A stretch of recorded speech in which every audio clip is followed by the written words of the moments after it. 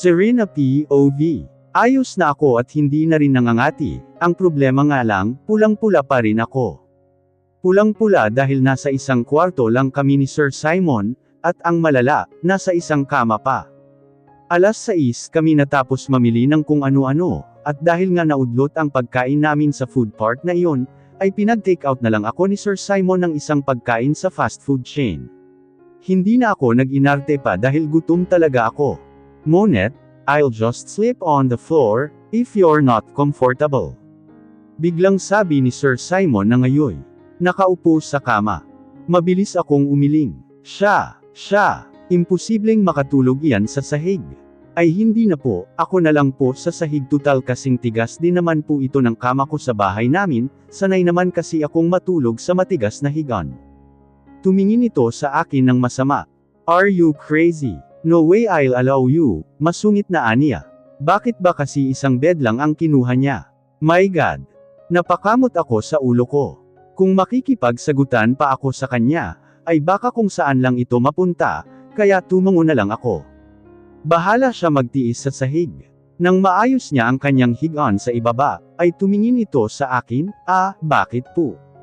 Naiilang na tanong ko. I know you have classes tomorrow, so I'll order my guards to take you to school, since I have an early meeting with my Portuguese clients tomorrow.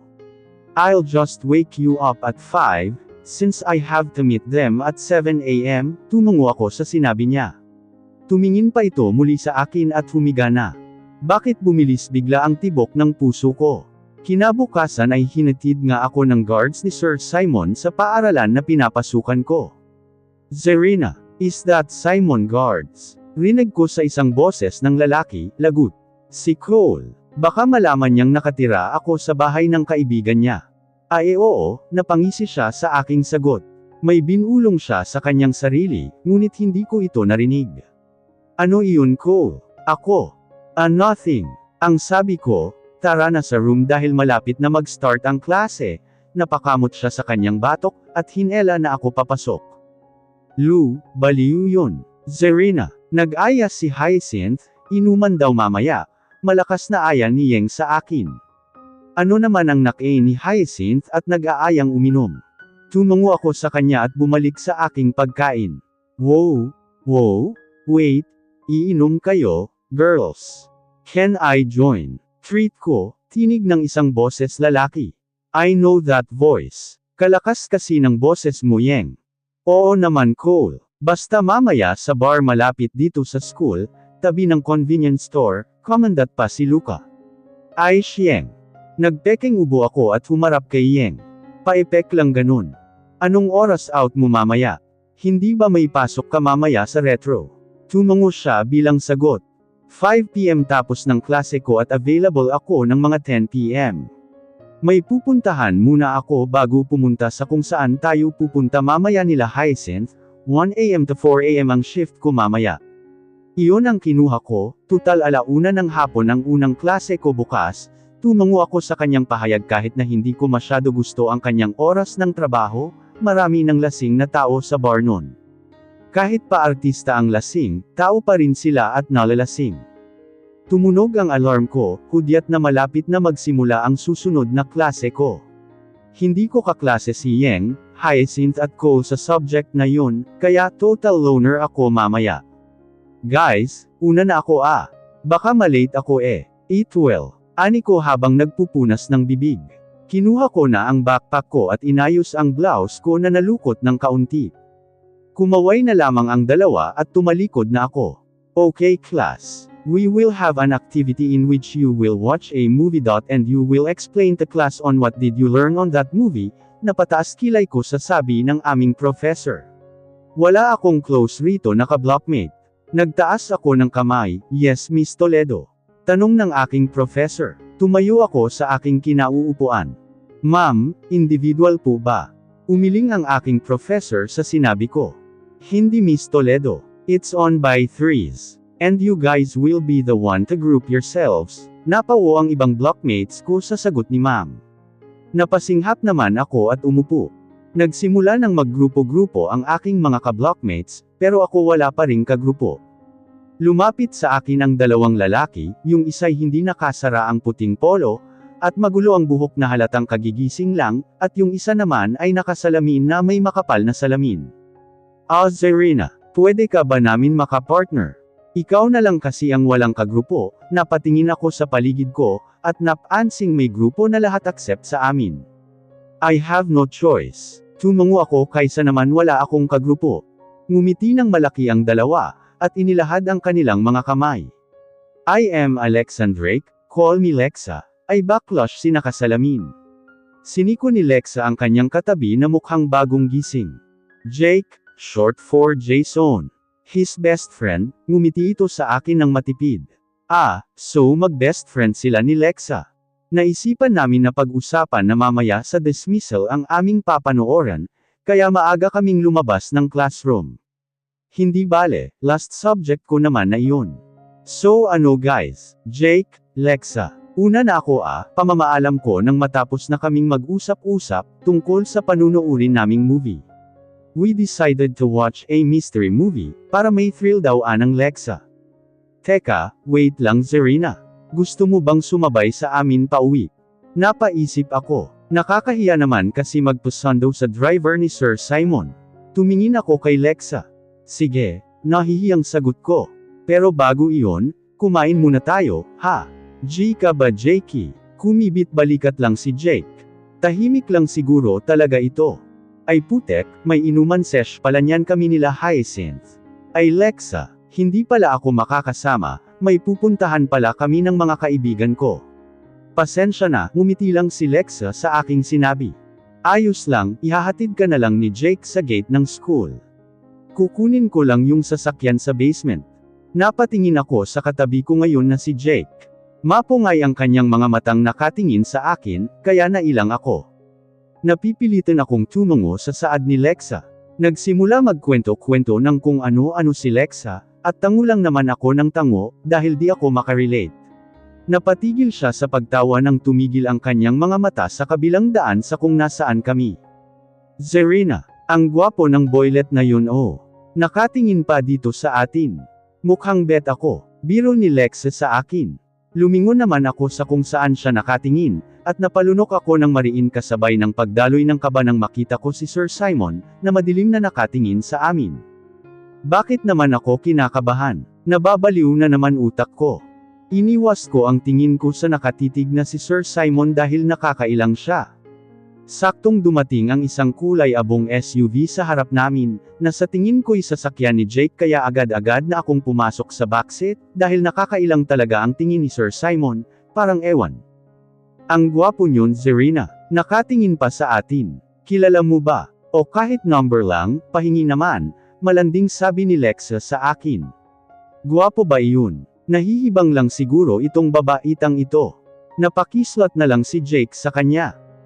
Hindi man Lexa, baka siguro gusto ka nga, palusot ko. Nalungkot naman ang mukha ni Lexa at tumingin sa kanyang cellphone, na handa na sanang manghingi ng number. Zerina, saan kita ibababa? Tanong ni Jake.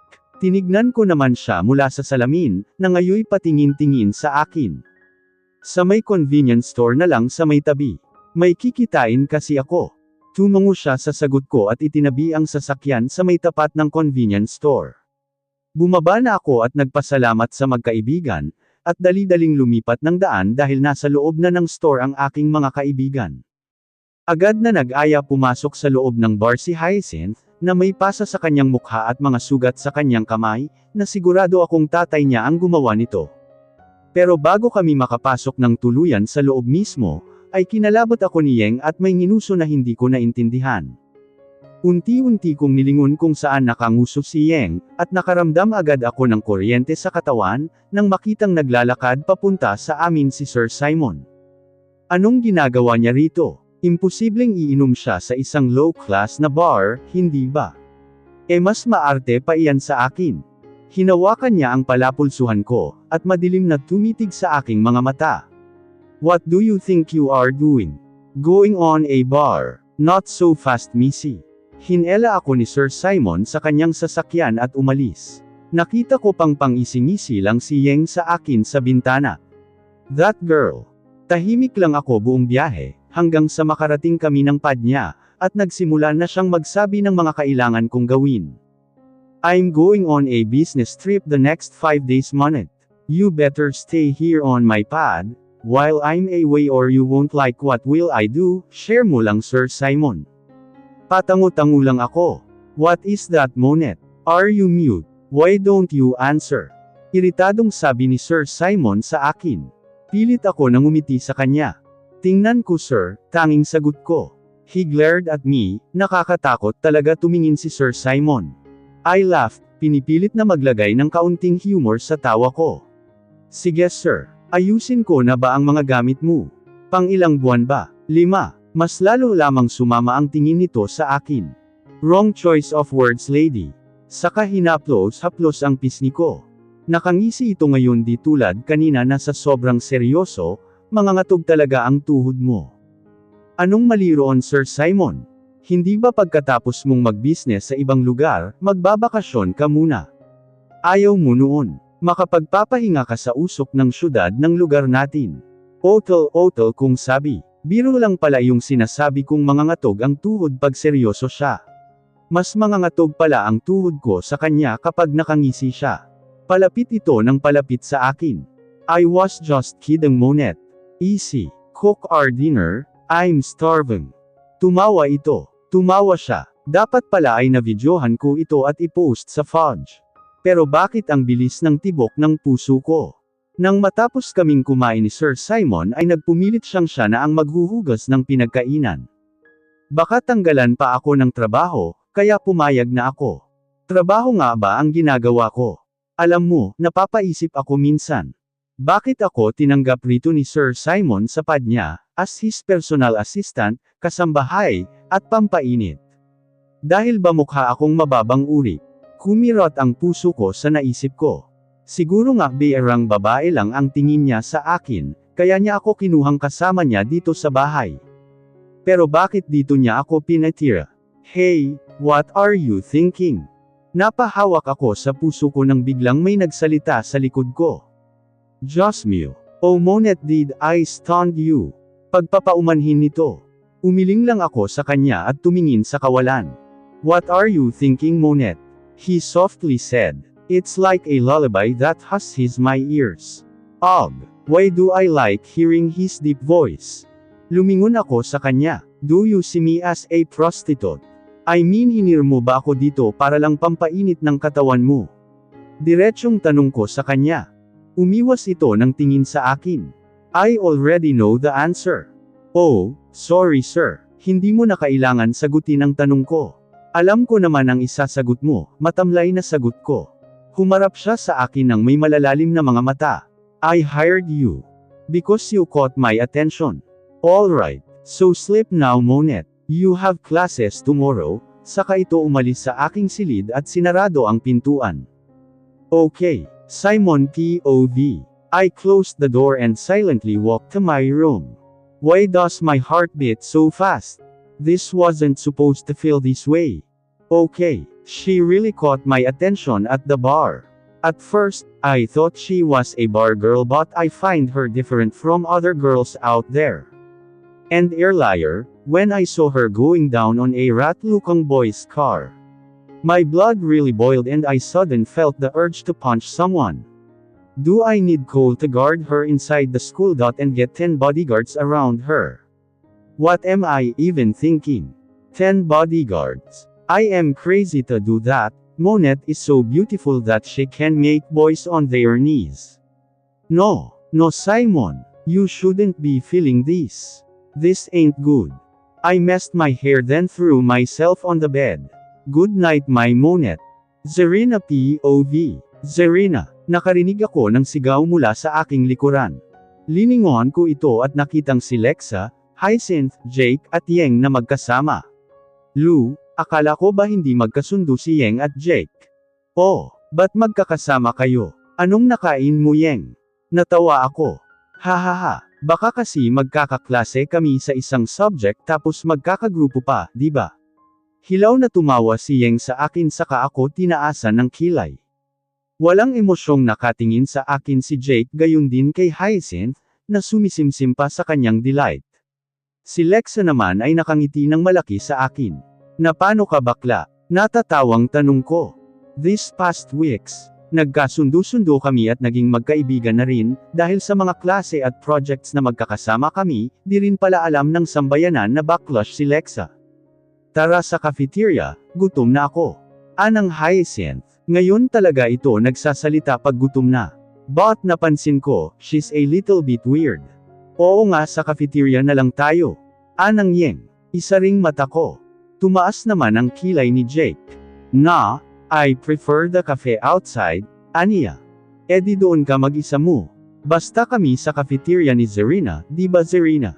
I raised my eyebrows. Tama siya, mas gusto ko sa cafeteria dahil wala akong pera. Hindi ako rumspondi sa tanong ni Yeng, sapagkat alam kong mag-aaway pa sila lalo. Ops Yeng, Zerina didn't respond. So Zerina, tara cafe, my treat. Jake grinned at Yeng. Di wow, parang tal-unan na. Sagot ni Yeng sa kanya. Say, Anang Hyacinth saka umalis mag-isa. Kumapit naman sa akin si Lexa, Zerina, malambing na tawag sa akin ni Lexa. Ano? Tanging sagot ko. Anong pangalan nung Fafa na palaging nakasunod sa iyo dito sa paaralan natin? Si Cole ang tinutukoy niya, ewan ko ba anong nakain nun at sunod ng sunod sa akin. Pinabantay ba yun sa akin ni Sir Simon? I assume din ako. Secret bakla, baka kasi jowain mo. Kawawa yung tao, biro ko. Sumimangot naman ito sa akin, Tikan. Shorot lang Tay. Cole ang pangalan niya, kaibigan nung boss ko, nagliwanag ang kanyang mga mata nang sinabi ko ang pangalan. Nikiss niya ako ng paulit-ulit sa pisngi, kaya nagulat ako nang bigla na lamang itong bumagsak. Hala, nagpapanik na ani ko nang nakitang may dugo ang kanyang pisngi. Umiiyak na ito ngayon sa sakit na nararamdaman. Nilingon ko ang nasa gilid ko na siyang sumuntok kay Lexa. Nagulat ako kung sino ito. Why are you flirting? At sayang-saya ka pa. Ang sakit lang dahil tinawag niya ako sa masakit na salita. Natahimik ako. What did he just call me? Isang malantod. This is freaking crazy.